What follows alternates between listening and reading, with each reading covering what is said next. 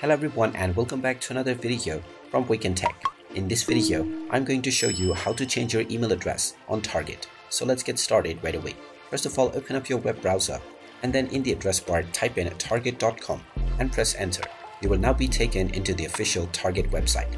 Now click on the sign in button at the top right corner and then proceed forward with your email address and your password. Once you are logged in, you will end up back into the home page, from which click on your account icon and then click on account.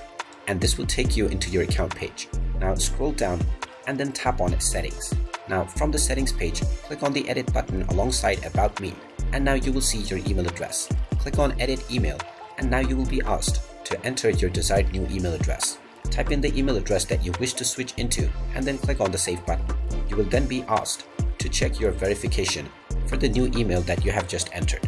So log into this new email address and you will find an email from Target which contains a link that you can click on in order to verify your email change. Once you click on this link, your email will be successfully changed on your Target account. And there you have it. That is how easy it is to change your email address on Target. If you find this video helpful, make sure you hit that like button and subscribe to our channel if you haven't done so already.